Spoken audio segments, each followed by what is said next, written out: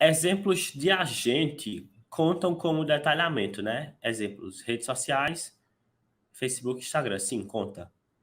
Tipo, se você colocar assim, por meio das redes sociais, como o Facebook e o Instagram. Isso é um detalhamento do meio. Ó, então vamos lá, o Thiago colocou assim: ação, investir na propagação de informações.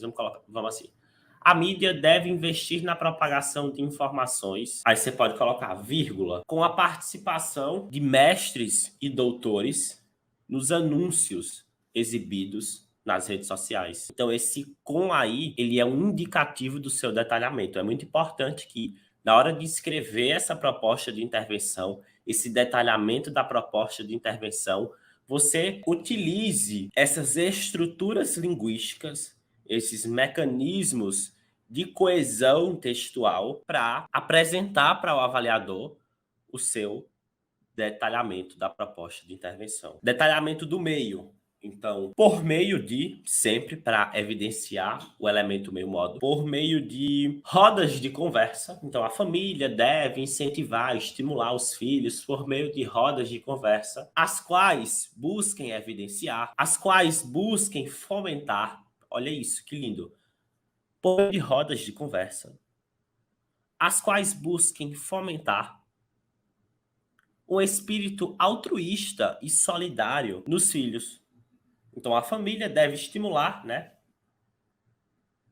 o pensamento crítico, deve estimular o voluntariado, estimular o trabalho voluntário, estimular tal conduta por meio de rodas de conversa, as quais busquem fomentar uma cultura de respeito, de valorização à dignidade humana. Olha aí, esse as quais, né? Olha o pronome relativo sendo um excelente indicativo aí de proposta de intervenção, né? Do detalhamento da proposta de intervenção. Detalhamento do efeito. Esse merece uma atenção especial, porque existe somente uma única forma, preste atenção no que eu vou falar. Detalhamento do efeito merece uma atenção especial, porque existe uma única forma de inserir o detalhamento do efeito, que é construindo, que é escrevendo o efeito do efeito. O que é isso? Efeito do efeito é o desdobramento do efeito. Como que eu faço esse desdobramento do efeito? Utilizando a estrutura e assim, e aí você pode utilizar sinônimos também, e consequentemente, e dessa forma. Então, efeito 1 e dessa forma, efeito 2, que aí o efeito 2 seria o detalhamento. Perceba que aqui não é uma duplicação do efeito. Se você colocar com a finalidade de desenvolver, parará, parará, parará, e estimular, isso não é detalhamento, tá? Essa estrutura aditiva indica para o avaliador que você está inserindo dois efeitos. Mas olha a diferença para esse exemplo que eu vou dar agora. Com o objetivo de estimular o pensamento crítico e, dessa forma, e assim, evitar preconceitos na sociedade brasileira. Então, note que o primeiro é um efeito e o segundo é um desdobramento do efeito.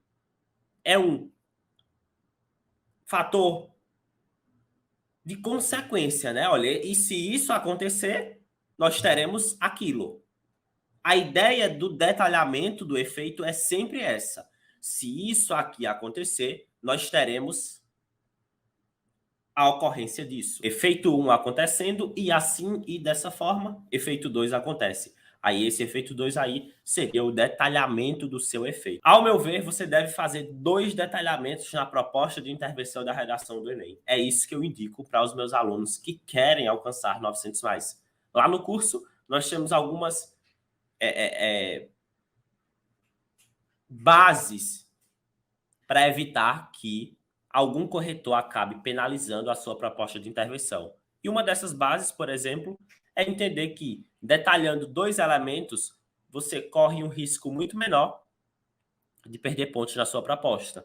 Porque, às vezes, você faz um detalhamento tão simples, tão curtinho, que ele nem foi percebido pelo avaliador. O avaliador contou aquilo como um elemento, por exemplo, em vez de ele contar a ação e detalhamento da ação, ele contou só como ação.